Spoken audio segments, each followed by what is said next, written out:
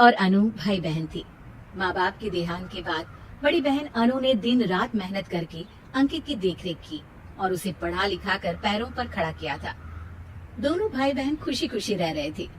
एक दिन, दीदी मुझे जॉब मिल गई है। अरे वाह भैया, तेरी मेहनत सफल हुई। मेरी मेहनत नहीं दीदी, आपकी मेहनत। अगर पापा के निधन के बाद मेरी जिम्मेदारी आपने उठाती तो ये सब नहीं हो पाता। मेरी सफलता सिर्फ आपके बलिदान की वजह से है दीदी। कुछ महीनों बाद अंकित की शादी सीमा से हुई।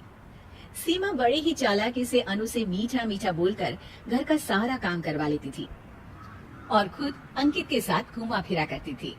वैसे तो वो सिर्फ खाना बनाने का काम ही घर में करती थी, लेकिन अब उसे उससे भी छुटकारा चाहिए था। इसीलिए एक दिन, दीदी मेरे हाथ का खाना अंकित को पसंद नहीं आता, क्या आप खाना बना दोगी प्लीज?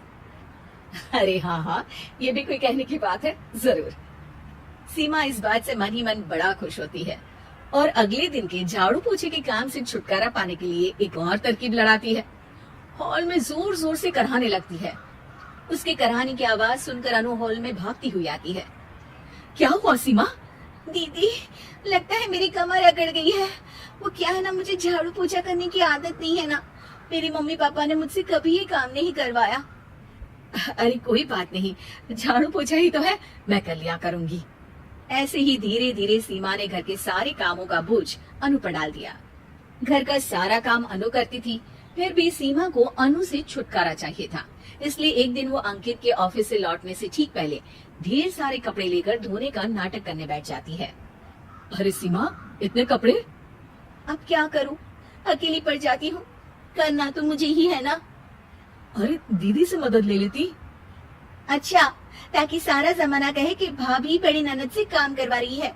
और वैसे भी दीदी ने तो साफ कह रखा है मुझे कि तुम आज जो भी हो सिर्फ उनकी वजह से हो, इसीलिए अगर उनके बना इस घर में रहना है तो काम करना ही पड़ेगा। ये सब सुनकर अंकित को बहुत गुस्सा आ गया।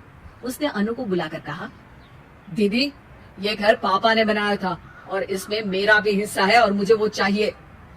ये सुनकर अनु को बुरा तो लगता है, मगर वो दूसरे ही दिन घर का बंटवारा करने के लिए वकील के पास चली जाती है। वहाँ से लौटते हुए अनु का एक्सीडेंट हो जाता है, जिससे वो दोनों पैरों से अपंग हो जाती है। अब मजबूरन उसकी पूरी देखरेख सीमा को करनी पड़ती है। एक दिन सारे कामों से थक कर सीमा अंकित से कहती है, अजी सुनते हो, अब मुझसे तुम्हारी ये बहन की सेवा ना होगी। अगर कल तक तुम इसका बंदोबस्त नहीं करते तो मैं घर छोड़कर चली जाऊंगी। अरे ये कैसी बातें कर रही हो? इस हालत में वो कहाँ जाएंगी?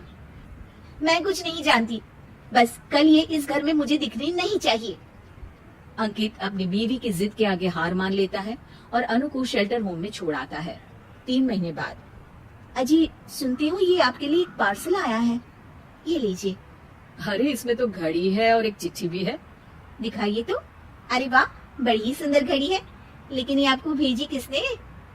पता नहीं, शायद चिट्ठी में कुछ लिखा हो। आशा करती हूँ ये घड़ी तुम्हें पसंद आएगी।